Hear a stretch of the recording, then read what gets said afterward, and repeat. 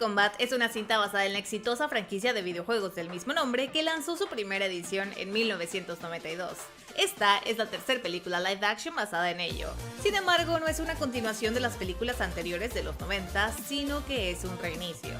Si bien la primera película, la de 1995, fue un éxito total, Mortal Kombat Aniquilación fue un rotundo fracaso hablando en todos los sentidos. Cuando iniciaron estas películas, contemplaron una tercera desde un principio que comenzaría a realizarse inmediatamente después de Aniquilación y llevaría por nombre Mortal Kombat Devastación. Pero luego de ver la crítica y el resultado en taquilla de la segunda película, los planes obviamente se vinieron abajo. Sin embargo, el universo de Mortal Kombat nunca paró. Pues desde entonces se han lanzado películas animadas, la última llamada Mortal Kombat Legends, la venganza de Scorpion, lanzada en el 2020, 3 series, una animada y 2 live actions y una novela.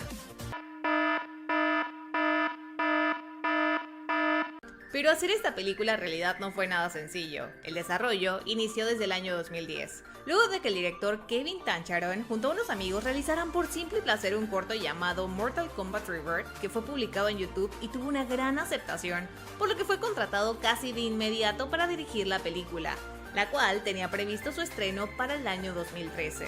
Pero debido al presupuesto, la cosa se estancó y Kevin se bajó del barco para hacer otras cosas. Cabe mencionar que él fue el showrunner de la serie Mortal Kombat Legacy. En el 2015 llega James Wan como productor, contrata guionistas para que reescriban el guion anterior que habían hecho y desde aquí podría decirse que todo comenzó a tomar forma. Contrata también a Simon McCoy, quien por cierto se estrena como director con esta película, pero no es un inexperto en el tema ya que antes de esto hacía comerciales de videojuegos. Pero regresando al tema de la cinta, el guion se completó hasta el año 2019, que fue cuando finalmente arrancó la producción. De acuerdo con Todd Garner, uno de los productores, en una entrevista para Comic Book, contó que la razón por la cual esta película tardó 7 años en llegar fue porque puso ciertas condiciones que le tomó algún tiempo conseguir. La primera fue que tenía que ser clasificación R, o sea, no apta para menores de edad. La segunda era que tenía que ser diversa. La tercera tenía que serle fiel a la cultura de cada personaje, por eso es que en los primeros minutos, Scorpion y Sub-Zero no hablan inglés sino que utilizan su propio idioma. Y la cuarta y quinta era que tenían que tener verdaderos artistas marciales y si se podían tener a los mejores, pues que fueran los mejores. Esta es la segunda cinta de Mortal Kombat en tener una clasificación C. La primera fue la película animada de Mortal Kombat La Leyenda de Scorpion que se estrenó el año pasado. Aunque suene raro, Marvel influyó mucho en la historia de esta película. Los productores buscaron cómo adentrar a este mundo a cualquier persona que aunque nunca haya escuchado hablar de Mortal Kombat, pueda entender la trama sin problema, tomando como inspiración lo que hizo el universo cinematográfico de Marvel con sus personajes, que primero te presentan a cada uno de manera individual, luego se reúnen y finalmente vienen las grandes batallas. Precisamente para poder comenzar de manera neutral, incorporaron a Cole, que es un personaje totalmente nuevo que no pertenece a los videojuegos y que en la cinta no tiene idea de lo que es Mortal Kombat. Este personaje fue una sugerencia del estudio y la finalidad de añadirlo era para poder explicar a través de él lo que sucede, para que el público pudiera aprender a la par con él lo que es Mortal Kombat. No obstante, cuando se dio a conocer la noticia de que un desconocido en el mundo de Mortal Kombat era el protagonista, los fans se indignaron muchísimo porque no era algo que esperaran. Darle vida a un personaje nuevo puso muchísima presión en los hombros de Louis Tan, el actor que interpreta a Cole, debido a que es el único que no tiene una base de fans y tampoco tenía en quién inspirarse. Por eso, para preparar a su personaje, que es un luchador, estudió al peleador de artes marciales de la UFC, Jorge Masvidal, para ver cómo se movía en el ring. Aunque cabe mencionar que Louis Tan tiene sus propias experiencias en las cuales basarse, ya que además de ser actor, también es peleador de kickboxing y luchador de Muay Thai. Y aunque su personaje es un desconocido, Louis Tan para nada es ajeno al mundo de Mortal Kombat, ya que hace algunos años le dio vida a Kun Chin en la serie cancelada Mortal Kombat X Generations. Como ya les había contado, una de las prioridades fue buscar que los actores que le dieran vida a estos personajes realmente supieran de artes marciales para que ellos mismos realizaran sus escenas de acción y sobre todo que a la hora de rodar una secuencia pudiera ser grabada desde todos los ángulos posibles sin tener que estar ocultando caras y las peleas se sintieran más reales y con ritmo.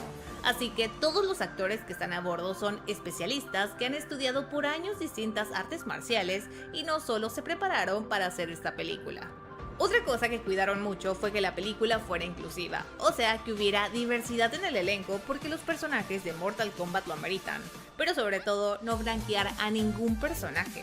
Los mismos actores han declarado lo sorprendidos que están por encontrarse en una película protagonizada por actores de distintas nacionalidades y no sentirse extraños en un set por ser los únicos de cierta nacionalidad. Como Ludi Lin, quien contó que en una cinta anterior que realizó él era el único asiático, de manera literal ya que ni siquiera había extras asiáticos. Rain fue un personaje que estuvo incluido en el guión de esta película desde el principio. El director contó a Screen Rant que al final lo eliminaron porque no hacía avanzar la historia y que la escena que contemplaban para él era muy cara, así que su poca aportación no compensaba el dinero invertido y fue eliminado. Debido a que en el videojuego el factor del tiempo es algo que cambia constantemente con los viajes y las rupturas del espacio y tiempo, sobre todo los de las últimas ediciones, para esta película decidieron tomar su propio camino y tener una línea del tiempo totalmente nueva para mantener este punto lo más simple posible. Casi al inicio de la película, Jax se refiere a Cole como el hombre que le quitó el campeonato a Eddie Tobias. Este nombre en realidad es compuesto y es un guiño a los creadores del videojuego de Mortal Kombat, Ed Boon y John Tobias. Cuando Jax entra a este lugar abandonado para enfrentar a Sub-Zero, en una de las paredes hay un graffiti con una flecha hacia abajo, una flecha hacia la derecha y LP, mientras que de fondo se puede escuchar cómo cruje el hielo e inmediatamente después aparece Sub-Zero. Obviamente, esta no fue una casualidad, ya que estos son los comandos que hay que apretar en el control para sacar una bola de hielo de Sub-Zero en el videojuego. La mayoría de los personajes femeninos en los videojuegos de Mortal Kombat utilizan ropa demasiado escotada e hiper cortita que en la vida real, si tuvieran una batalla con estos vestuarios, probablemente terminarían con algo de fuera. Así que para hacerlo más realista y no sobresexualizarlas, la diseñadora de vestuario contó que cambiaron por completo el vestuario de Melina para que fuera práctico y funcional. En esta película cambiaron la historia de los personajes. Eso de nacer con una marca y ser los elegidos fue algo nuevo de esta cinta. En los videojuegos, cada uno tiene su propia historia y consigue sus habilidades de distintas maneras. Por ejemplo, Jax, en todas las adaptaciones, ha perdido sus brazos de horribles y distintas maneras.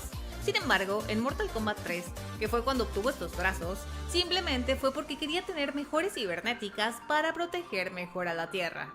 Por otro lado, el ojo láser de Kano no despierta de su interior. En el videojuego, Kano pierde su ojo luego de una pelea con Jax y con cirugía es que le insertan un ojo biónico.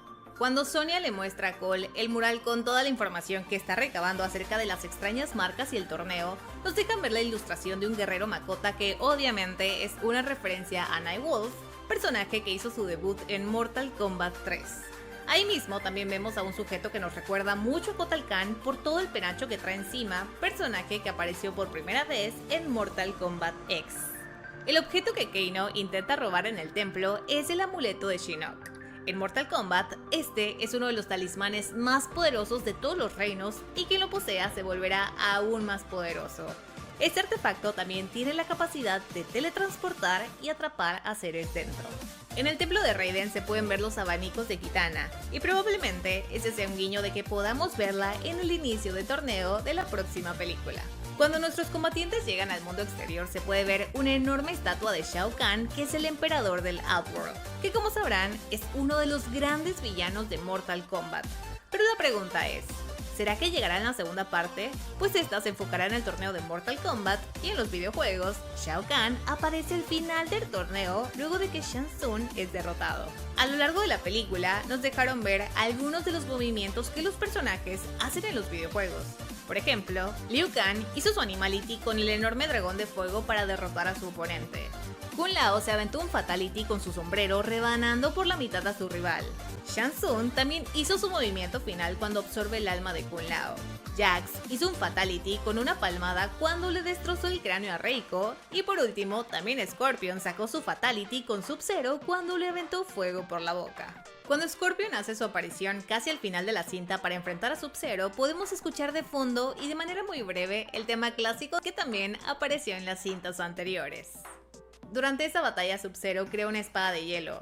En Mortal Kombat X hace justo este mismo movimiento para celebrar una victoria. Johnny Cage fue el gran ausente de esta película, y la razón por la que quedó fuera es porque es un personaje que no terminaba de encajar en una cinta que estaban intentando hacerla lo más diversa posible. Ahí fue cuando pensaron que se fuera directamente a la secuela para que además tuviera su gran momento, ya que es un personaje que acapara mucho la atención. Para darle paso a esto, la película cierra con Cole yendo a Hollywood, no precisamente para hacerse famoso, sino que para buscar a alguien, y luego nos muestran un póster de una película llamada Ciudadano Cage, protagonizada por el mismísimo Johnny Cage, así que es clarísimo a qué va para allá. De momento, no hay ningún actor confirmado para este papel, por lo que les pregunto a qué actor se imaginan como Johnny Cage. De acuerdo con los actores, los días en el set fueron súper pesados, no solo porque la acción implicaba demasiadas acrobacias y esfuerzo físico, sino porque los fatalities requerían demasiada, pero demasiada sangre falsa. Y cuando entraban al set, este estaba empapado de sangre y víscera por todos lados. Algunos contaron que hasta se les revolvía la panza de solo verlo. Imagínense, el director confesó que ni siquiera tiene idea de cuántos galones de sangre falsa necesitó para la cinta, pero calcula que fueron más de 100 galones, que es lo equivalente a la sangre que tendrían 69 cuerpos. La secuela de Mortal Kombat aún no ha sido confirmada, pero ese final fue hecho con la finalidad de que haya una. Incluso, uno de los productores contó que está buscando hacer un universo extendido, así como lo ha hecho Marvel, y no solo hacer una secuela, sino que también películas individuales de los personajes o series basadas en ellos, ya que el mundo de Mortal Kombat es extenso y se presta